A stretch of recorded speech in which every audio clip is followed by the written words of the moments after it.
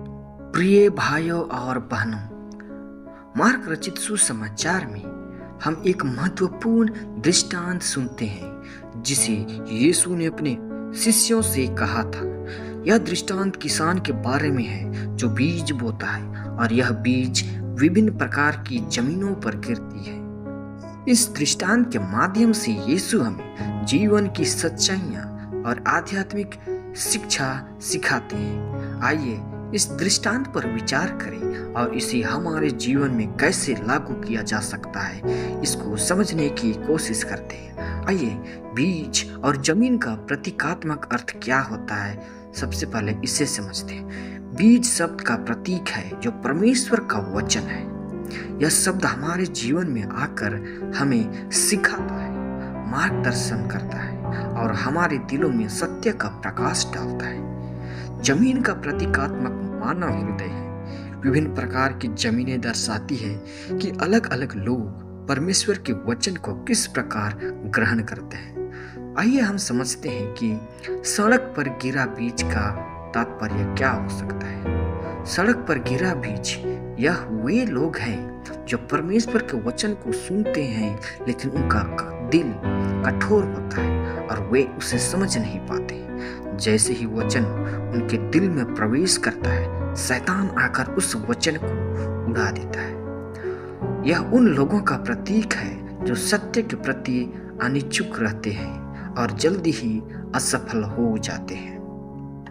पथरीली जमीन पर गिरा बीज वे लोग होते हैं जो परमेश्वर का वचन खुशी से स्वीकार करते हैं, लेकिन उनका विश्वास गहरा नहीं होता। जब कठिनाई आती है तो वे तुरंत गिर जाते हैं। ऐसे लोग यह नहीं समझ पाते कि पश्चाताप को मजबूत करने के लिए कठिनाइयां आती है और वे जल्दी हार मान लेते हैं। और कांटों पर गिरा बीज वे लोग होते हैं जो परमेश्वर का वचन को सुनते हैं, लेकिन इस दुनिया की चिंताएं, संपत्ति की लालसा और अन्य इच्छाएं उनके दिलों में दबा देती है। इन सब का प्रभाव इतना मजबूत होता है कि वचन फल नहीं लाता। यह उन लोगों का प्रतीक है जो आंतरिक संघर्ष और बाहरी दबावों के कारण आध्यात्मिक रूप से निष्क्रिय हो जाते हैं। और उत्तम जमीन पर गिरा बीज का अर्थ यह है कि ये वे लोग हैं जो परमेश्वर के वचन को अच्छे और स्वस्थ दिल से सुनते हैं। उनका विश्वास मजबूत होता है और वे 30 गुना, 60 गुना और 100 गुना फल लाते हैं। यह वे लोग हैं जो अपने जीवन में परमेश्वर के वचन को लागू करते हैं और इसके अनुसार जीवन जीते हैं।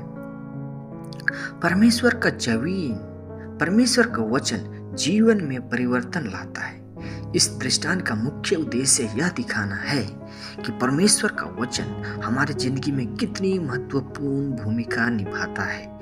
यदि हम इसे दिल से स्वीकार करते हैं और इसके अनुसार अपना जीवन जीते हैं, तो यह हमारे जीवन को बदलने में सक्षम है। परमेश्वर का वचन केवल सुनने के लिए नहीं है, बल्कि इसे हमारे दिलों में बैठाकर उस पर विश्वास करके हमें इसका पालन करना है। क्या हम सही जमीन पर हैं? यह सवाल एक अहम भूमिका निभाता है। यह दृष्टांत हमें आत्मा मूल्यांकन करने का अवसर देता है। हम में से कौन सा प्रकार का व्यक्ति है? क्या हमारा दिल उस बीज के लिए एक उत्तम भूमि है जो परमेश्वर का वचन है? क्या हम अपने जीवन में परमेश्वर के वचन को पूरी तरह से लागू करते हैं, या हम उन चीजों के साथ बंधे हुए हैं जो हमें जीवन की वास्तविकता से दूर करती है? यदि हम अपने जीवन में परमेश्वर के वचन को सही तरीके से स्वीकार करना चाहते हैं, तो हमें अपने हृदय को तैयार करना होगा। अपनी मानसिकता, इच्छाओं और प्राथमिकताओं पर ध्यान देने की आवश्यकता है। हम उन चीजों से मुक्त पा सकते हैं जो हमारे दिलों को कठोर या अपव्यय बना देती है। फल लाने की प्रतिक्रिया क्या हो सकता है? यह ध्यान में देने का योग्य है कि बीज हमेशा तुरंत फल नहीं लाता, परंतु एक लंबी प्रक्रिया होती है। हमारे आध्यात्मिक जीवन में भी हमें समय समय पर परखने और खुद को मजबूत करने की आवश्यकता होती है। परमेश्वर के वचन का जब प्रभाव हमारे जीवन में धीरे धीरे होता है, लेकिन जब यह सही जमीन में गिरता है तो उसका फल निश्चित रूप से आएगा। इस दृष्टांत से हमें यह आशा मिलती है कि परमेश्वर का वचन हमारे जीवन में प्रगति ला सकता है। चाहे हम किसी भी स्थिति में हो, यदि हम परमेश्वर के वचन को सही तरीके से ग्रहण करते हैं तो हम आध्यात्मिक रूप से फल ला सकते हैं। यह हमारे लिए एक प्रेरणा का रूप है कि हम अपने जीवन में परमेश्वर के वचन को सर्वोच्च स्थान दें और उसकी शिक्षाओं के अनुसार चलें।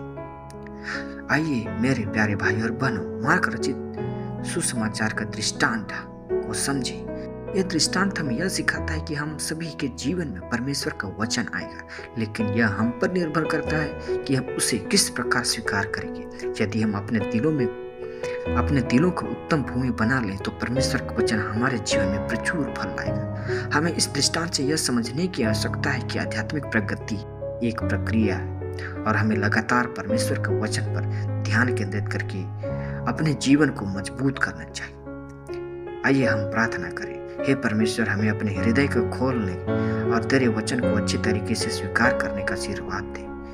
हमें हमारे जीवन में तेरे सत्य को अपनाने और उस पर विश्वास करने की शक्ति दे। हमें यह समझने की क्षमता दे कि हम तेरे वचन के द्वारा आध्यात्मिक रूप से फल ला सकते हैं। हम तुमसे यह प्रार्थना करते हैं प्रभु ख्रिस्त के नाम पर, आमीन।